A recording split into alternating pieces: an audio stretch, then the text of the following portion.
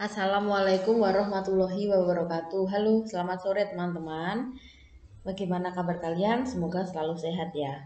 Nah, di video kali ini saya akan mencoba membahas latihan soal untuk P3K Guru Sosiologi di bagian ke-18. Ya, untuk soalnya ini adalah soal pedagogik. Pada KD, menganalisis bentuk-bentuk interaksi manusia dengan lingkungan dan pengaruhnya terhadap pembangunan sosial, budaya, dan ekonomi masyarakat Indonesia, materi dan tingkat kognitif pada kompetensi dasar tersebut adalah yang dicari adalah materinya dan tingkatan kognitif.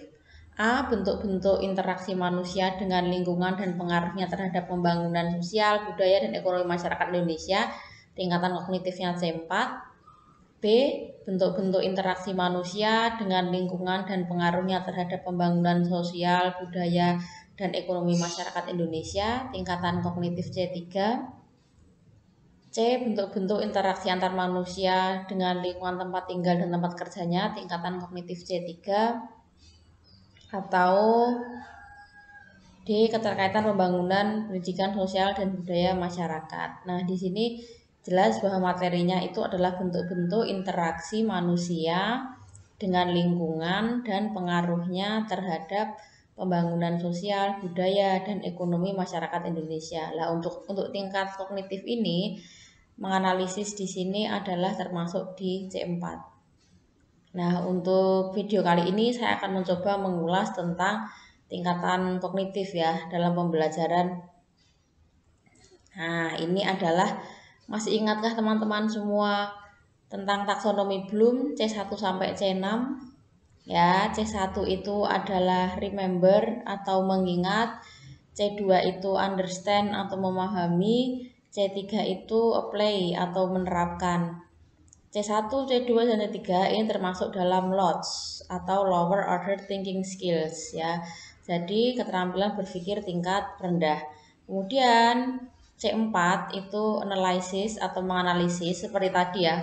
Tadi KKO-nya adalah menganalisis, berarti C4.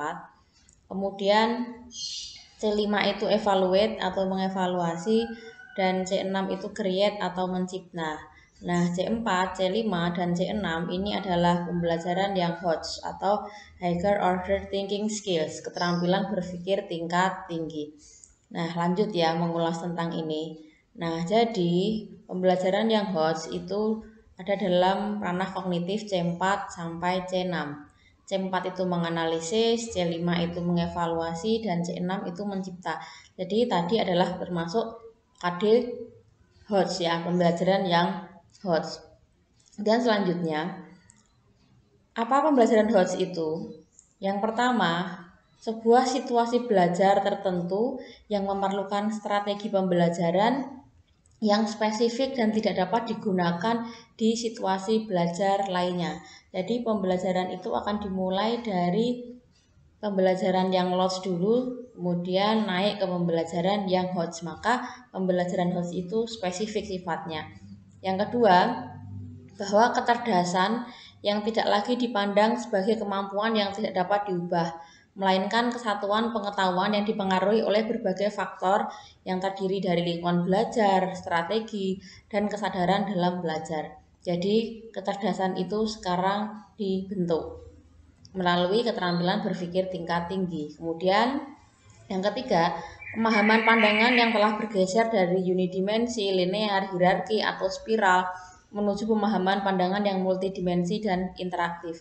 Jadi sekarang pengetahuan itu tidak hanya berdiri sendiri tapi juga berkaitan dengan pengetahuan-pengetahuan yang lain. Yang terakhir, keterampilan berpikir tingkat tinggi yang lebih spesifik seperti penalaran, kemampuan analisis pemecahan masalah, dan keterampilan berpikir kritis dan juga kreatif. Yang pertama kita bahas tentang ranah kognitif dulu. Tadi pertanyaannya ranah kognitif ya. Pembelajaran yang HOTS itu senternya adalah keterampilan berpikir tingkat tinggi. Kemudian diharapkan yang pertama adalah transfer of knowledge atau memindahkan pengetahuan. Kemudian yang kedua critical and creative thinking, jadi berpikir kritis dan kreatif. Kemudian selanjutnya agar siswa bisa menjadi problem solver atau pemecahan masalah. Nah, ini adalah proses kognitif ya dari C1 sampai C6. C1 itu mengingat. Mengingat itu adalah mengambil pengetahuan yang relevan dari ingatan. Seperti menyebutkan, nah itu mengingat. Kemudian C2 itu memahami atau understand. Membangun arti dari proses pembelajaran termasuk komunikasi lisan, tertulis dan juga gambar ya. Seperti menjelaskan itu dimahami. Kemudian C3 menerapkan atau mengaplikasikan. Melakukan atau menggunakan prosedur di dalam situasi yang tidak biasa seperti mendemonstrasikan. Nah, ini maksudnya di lodge. Kemudian C4 menganalisis. Menganalisis itu adalah memecah materi ke dalam bagian-bagiannya dan menentukan bagaimana bagian-bagian itu terhubungkan antar bagian dan ke struktur atau tujuan keseluruhan. Kemudian C5 itu menilai atau mengevaluasi, itu membuat pertimbangan berdasarkan kriteria atau standar ya. Jadi seperti mengkritik itu masuk dalam mengevaluasi. Dan yang C6 mencipta itu menempatkan unsur-unsur secara bersama-sama untuk membentuk keseluruhan secara koheren atau fungsional. Menyusun kembali unsur-unsur ke dalam pola atau struktur baru ya. Seperti membuat, mengkreasi itu C6. Nah, ini adalah kata kerja operasional yang diturunkan dari C1 sampai C6. Ini tadi yang nanti akan masuknya di IPK atau indikator pencapaian kompetensi. Di mengingat C1 ya, itu KKO-nya mengidentifikasi, mengingat kembali, membaca, menyebutkan, melafalkan, menuliskan, menghafal, menyusun daftar, menggarisbawahi, menjodohkan, memilih, memberi definisi, menyatakan, dan lain sebagainya. Kemudian lanjut di C2 memahami. Di sini menjelaskan, mengartikan, menginterpretasikan, menceritakan, menampilkan, memberi contoh, merangkum, menyimpulkan, membandingkan, mengklasifikasikan, menunjukkan, menguraikan, membedakan atau menyadur, meramalkan, memperkirakan, menerangkan, dan menggantikan. Kemudian C3 ini yang menerapkan, itu melaksanakan, mengimplementasikan, menggunakan, mengkonsepkan, menentukan, memproseskan, mendemonstrasikan, menghitung, menghubungkan, melakukan, membuktikan, menghasilkan, memperagakan, melengkapi, menyesuaikan, dan menemukan. Kita lanjut ke HOTS C4 menganalisis. Yang pertama mendiferensiasikan, kemudian mengorganisasikan, mengatribusikan, mendiagnosis, memerinci, menelaah, mendeteksi, mengaitkan, memecahkan, menguraikan, memisahkan, menyeleksi, memilih, membandingkan, mempertentangkan, menguraikan, dan membagi. Kemudian yang C5 ini mengevaluasi, itu mengecek, mengkritik, membuktikan, mempertahankan, memvalidasi, mendukung, memproyeksikan, memperbandingkan, menyimpulkan, mengkritik, menilai, mengevaluasi, memberi saran, memberi argumentasi, menafsirkan, dan merekomendasi. Yang terakhir C6 mencipta, itu yang pertama membangun, kemudian merencanakan, memproduksi, mengkombinasikan, merancang, merekonstruksi, membuat, menciptakan, mengabstraksi, mengkategorikan, mengkombinasikan, mengarang, merancang, kemudian menciptakan, mendesain, menyusun kembali, dan mengkaitkan. Nah, ini merangkaitkan. Nah, ini adalah kata kerja operasional dari C1 sampai C6. Kemudian kita lanjut. Nah, misalnya di sini KD-nya menguraikan penyebab konflik sosial di masyarakat. Di C1 ini pakai menyebutkan ya, menyebutkan konflik sosial di masyarakat. Kemudian C2-nya menjelaskan pengertian konflik sosial. C3 menentukan faktor penyebab konflik sosial, C4 menguraikan jenis konflik sosial, C5 merekomendasi cara penyelesaian konflik, dan C6 merancang solusi penyelesaian konflik. Nah, ini runtut dari C1 sampai C6. Kemudian selanjutnya Nah, Anderson dan Krathwohl melalui taksonomi yang direvisi itu menambahkan dimensi pengetahuan. Yang pertama adalah pengetahuan faktual, yang kedua pengetahuan konseptual, kemudian prosedural, dan juga yang terakhir metakognitif. Pengetahuan faktual itu berisi elemen-elemen dasar yang harus diketahui oleh para peserta didik. Contohnya pengetahuan tentang peristiwa, tempat, orang, tanggal, dan juga gambar. Kemudian yang konseptual di sini adalah pengetahuan terkait teori, model, kemudian struktur. Nah, contohnya di sini adalah pengertian, definisi, konsep, dan teori. Kemudian yang prosedural itu pengetahuan mengenai bagaimana melakukan sesuatu. Ya, contohnya langkah-langkah atau tahapan. Kemudian metakognitif itu pengetahuan mengenai kesadaran secara umum sama halnya dengan kewaspadaan dan pengetahuan tentang kesadaran pribadi seseorang. Contohnya pengetahuan strategi belajar dan pengetahuan mengenal diri. Nah, ini contoh dimensi pengetahuan dari materi konflik sosial. Untuk faktual di sini contohnya adalah peristiwa konflik antar suku yang ada di Indonesia seperti konflik Sampit dan konflik Ambon. Yang konseptual itu pengertian konflik sosial, faktor penyebab konflik sosial.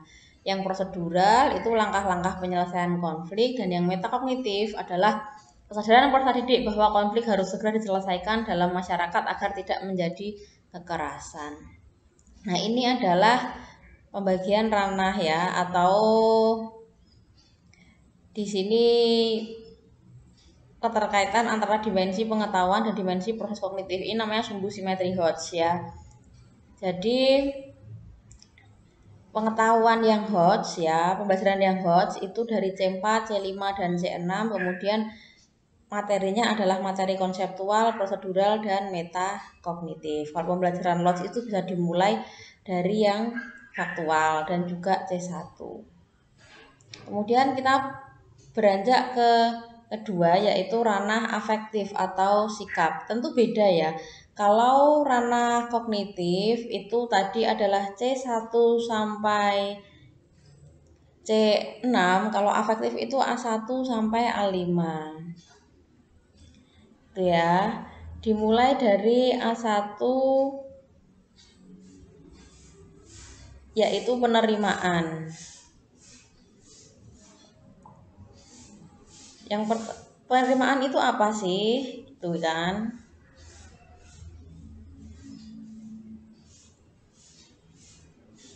Penerimaan itu adalah semacam kepekaan dalam menerima rangsangan atau stimulasi dari luar yang datang pada diri peserta didik. Kemudian A2 menanggapi, yaitu suatu sikap yang menunjukkan adanya partisipasi aktif untuk mengikutsertakan dirinya dalam fenomena tertentu dan membuat reaksi terhadapnya dengan salah satu cara. Kemudian A3 itu penilaian, memberikan nilai, penghargaan, dan kepercayaan terhadap suatu gejala atau stimulus tertentu. Kemudian yang A4 mengelola itu adalah konseptualisasi nilai-nilai menjadi sistem nilai serta pemantapan dan prioritas nilai yang telah dimiliki. A5 karakterisasi itu adalah keterpaduan semua sistem nilai yang telah dimiliki seseorang yang mempengaruhi pola kepribadian dan tingkah lakunya. Kemudian kita beranjak ke ranah psikomotor ya, atau keterampilan. Di ranah keterampilan di sini ada P1 sampai P5 gitu ya. P1 itu dimulai dari imitasi, kemudian P2 manipulasi, P3 presisi, P4 artikulasi, dan P5 naturalisasi. P1 imitasi itu berarti meniru tindakan seseorang gitu ya. Jadi kalau diajari bola basket, anak bisa meniru tindakan gurunya untuk bermain bola basket. Kemudian P2 manipulasi. Manipulasi berarti melakukan keterampilan atau menghasilkan produk dengan cara mengikuti petunjuk umum, bukan berdasarkan observasi. Pada kategori ini, peserta didik dipandu melalui instruksi untuk melakukan keterampilan tertentu. Kemudian presisi P3 Presisi berarti secara independen melakukan keterampilan atau menghasilkan produk dengan akurasi, proporsi, dan ketepatan. Dalam bahasa sehari-hari, kategori ini dinyatakan sebagai tingkat mahir. Kemudian P4, artikulasi. Artikulasi artinya memodifikasi keterampilan atau produk agar sesuai dengan situasi baru atau menggabungkan lebih dari satu keterampilan dalam urutan harmonis dan konsisten. Kemudian P5, naturalisasi, itu artinya satu atau lebih keterampilan dengan mudah dan membuat keterampilan otomatis dengan tenaga fisik atau mental yang ada. Pada kategori ini sifat aktivitas telah otomatis, sadar penguasaan aktivitas, dan penguasaan. Nah, ini selanjutnya adalah keterampilan berpikir tingkat tinggi sebagai critical and creative thinking. Jadi ada 6 elemen dasar tahapan keterampilan berpikir kritis yang disingkat dengan Frisco. Elemen yang pertama adalah fokus. Fokus itu mengidentifikasi masalah dengan baik. Kemudian reason itu adalah alasan-alasan yang diberikan bersifat logis atau tidak untuk disimpulkan seperti yang telah ditentukan dalam permasalahan. Kemudian I itu inference, jika alasan yang dikembangkan adalah tepat, maka alasan tersebut harus cukup sampai pada kesimpulan yang sebenarnya. Kemudian S itu situation, membandingkan dengan situasi yang sebenarnya. C itu clarity, harus ada kejelasan istilah maupun penjelasan yang digunakan pada argumen, sehingga tidak terjadi kesalahan dalam mengambil kesimpulan. Dan O itu overview, yaitu pengecekan terhadap sesuatu yang telah ditemukan, diputuskan, diperhatikan, dipelajari, dan disimpulkan. Kemudian selanjutnya keterampilan berpikir tingkat tinggi sebagai problem solving. Jadi ada 6 aspek yang dapat digunakan untuk mengukur sejauh mana keterampilan pemecahan masalah peserta didik. Yang pertama, menentukan masalah. Yang kedua, mengeksplorasi masalah. Kemudian merencanakan solusi, melaksanakan rencana, memeriksa solusi, dan juga mengevaluasi. Selanjutnya adalah kompetensi keterampilan forces, atau creativity, critical thinking, collaboration, dan communication. Jadi ada force HOTS ya, 4 ini ya. Critical thinking, creative and innovative, communication skills, dan juga collaboration. Jadi yang pertama, creativity thinking and innovation itu adalah peserta didik dapat menghasilkan, mengembangkan, dan mengimplementasikan ide-ide mereka secara kreatif baik secara mandiri maupun kelompok. Yang kedua, critical thinking and problem solving, peserta didik dapat mengidentifikasi, menganalisis, menginterpretasikan, dan mengevaluasi bukti-bukti, argumentasi, klaim, dan data-data yang tersaji secara luas melalui pengkajian secara mendalam serta merefleksikannya dalam kehidupan sehari-hari. Kemudian communication, itu peserta didik dapat mengomunikasikan ide-ide dan gagasan secara efektif menggunakan media lisan, tertulis maupun teknologi. Yang terakhir collaboration, yaitu peserta didik dapat bekerja sama dalam sebuah kelompok dalam memecahkan permasalahan yang ditemukan. Nah, ini adalah the encompass of ya di sini 21 century skills. Jadi ini adalah keterampilan-keterampilan yang harus dimiliki dalam abad 21 ya. Yang pertama adalah digital age literasi ya, berarti di sini kemampuan dalam berliterasi digital baik dari literasi basic, scientific, ekonomik, dan juga literasi teknologi. Kemudian visual and information literasi berarti literasi visual dan informasi, kemudian literasi multikultural dan global awareness atau kesadaran global. Yang kedua, inventive thinking atau berpikir inventif. Jadi harus adaptability, harus bisa beradaptasi pada kondisi apapun. Kemudian managing complexity and self direction. Jadi harus bisa manajemen kompleksitas dan juga self direction ya, dapat mengatur dirinya sendiri. Kemudian curiosity, creativity and risk taking, jadi punya rasa ingin tahu yang tinggi, kreativitas, dan juga bisa mengambil resiko. Kemudian higher order thinking skills ya, thinking and sound reasoning. Kemudian harus bisa effective communication, yaitu timing, collaboration and interpersonal skills. Kemudian personal, sosial, dan civic responsibility, jadi punya tanggung jawab pribadi, tanggung jawab sosial, dan tanggung jawab sebagai warga negara, dan juga bisa berkomunikasi secara interaktif. Kemudian high productivity ya, produktivitas tinggi, bisa memprioritaskan kemudian merencanakan dan juga memanage sesuatu untuk tujuan tertentu, kemudian effective use of real world tools, ya, jadi menggunakan perangkat-perangkat yang bisa digunakan secara efektif, kemudian ability to produce relevant high quality product, jadi dia bisa punya kemampuan untuk menghasilkan produk-produk yang berkualitas. Kemudian selanjutnya ini adalah standarnya, ya. Jadi creative thinking dan inovasi itu aspeknya adalah berpikir secara kreatif, bekerja kreatif dengan lainnya, dan juga mengimplementasikan inovasi. Yang kedua, critical thinking and problem solving. Di situ penalaran efektif, menggunakan sistem berpikir, membuat penilaian dan keputusan, dan juga memecahkan masalah. Yang ketiga, communication and collaboration, itu berarti berkomunikasi secara jelas dan berkolaborasi dengan orang lain.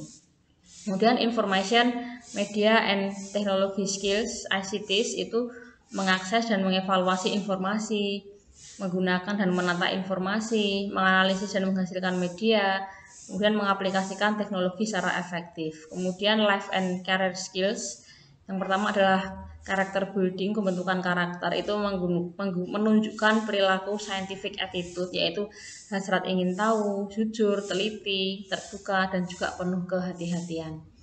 Kemudian yang kedua, menunjukkan penerimaan terhadap nilai moral yang berlaku di masyarakat. Yang ketiga, spiritual values, ya, punya nilai-nilai kerohanian, yaitu menghayati konsep ketuhanan melalui ilmu pengetahuan. Dan yang kedua, menginternalisasikan nilai-nilai spiritual dalam kehidupan sehari-hari. Nah, sekian dan terima kasih penjelasan latihan soal hari ini terkait taksonomi Bloom yang kemudian dikaitkan dengan pembelajaran Hodge di ranah kognitif, afektif, dan juga psikomotor. Semoga dapat bermanfaat. Terima kasih. Wassalamualaikum warahmatullahi wabarakatuh.